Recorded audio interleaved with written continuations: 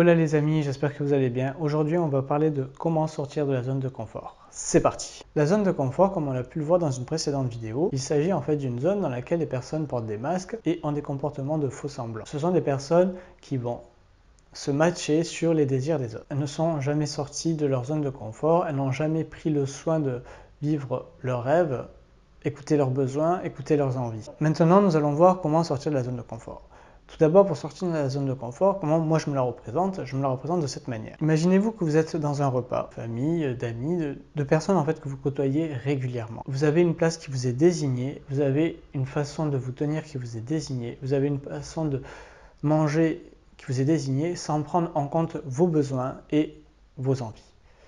Et ça, c'est très important parce que il n'y a que vous qui pouvez savoir quels sont vos propres besoins et quelles sont vos propres envies. Et personne ne pourra justement répondre à ces besoins et ces envies. La première chose pour pouvoir sortir de sa zone de confort, c'est de vouloir sortir de sa zone de confort. Ça, on va dire, ça c'est le plus facile.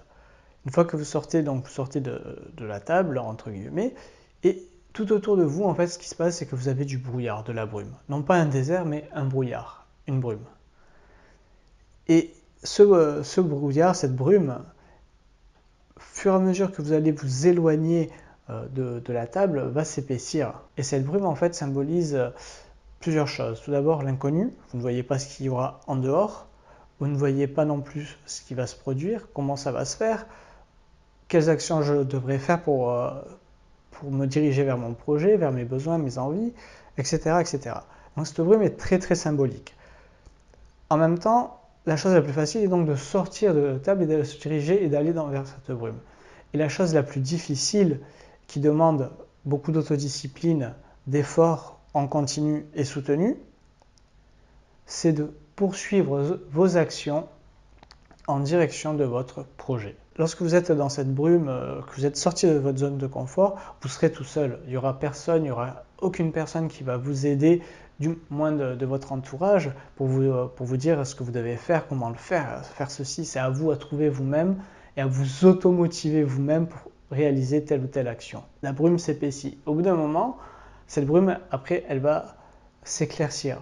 Et c'est là que vous allez sans doute dans une autre zone de confort, mais qui sera beaucoup plus agréable parce que ce sera vous qui l'aurez choisi. Donc après, ça sera à vous soit de rester dans cette zone que vous aurez créée vous-même, ou soit de poursuivre vers quelque chose qui vous correspond de mieux. Voilà, ça peut être une étape ou un arrêt définitif, c'est à vous de voir. Et c'est à vous à prendre la responsabilité de faire telle ou telle action, de vous automotiver, c'est à vous à prendre votre responsabilité de penser et d'agir. Vous êtes face à l'inconnu, vous ne savez pas ce qui se passe. Vous savez qu'il se passe des choses autour, mais vous ne voyez pas, vous n'avez aucune visibilité de ce qui se passe.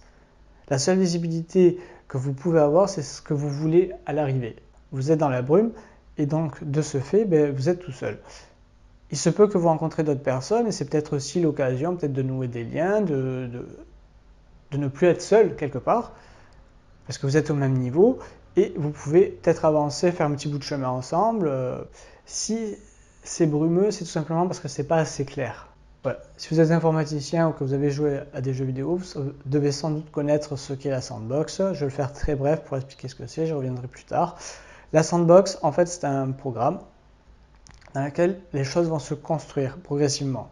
Et lorsque vous arrivez à la limite d'un programme, d'un jeu vidéo, le programme a du mal à construire des informations, a du mal à récupérer les informations qu'on lui donne et a du mal à interpréter les informations et à créer derrière. À peine c'est la première fois que vous sortez de votre zone de confort, donc c'est pas suffisamment clair. Et cette brume, ça symbolise en fait cette construction qui est en train de se mettre progressivement, voilà, qui se dévoile au fur et à mesure.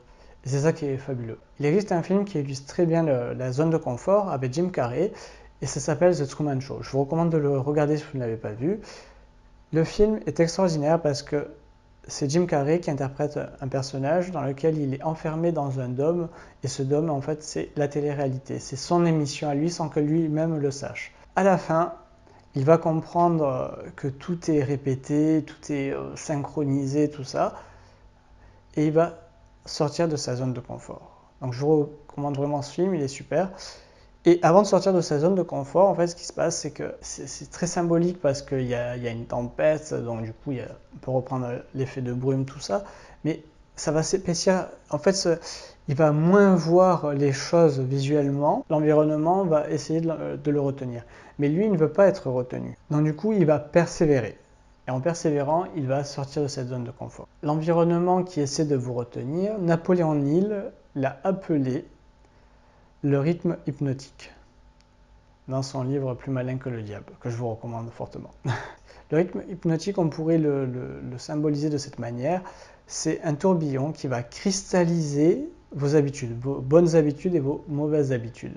Pour pouvoir sortir de votre zone de confort, il va falloir briser ce rythme hypnotique.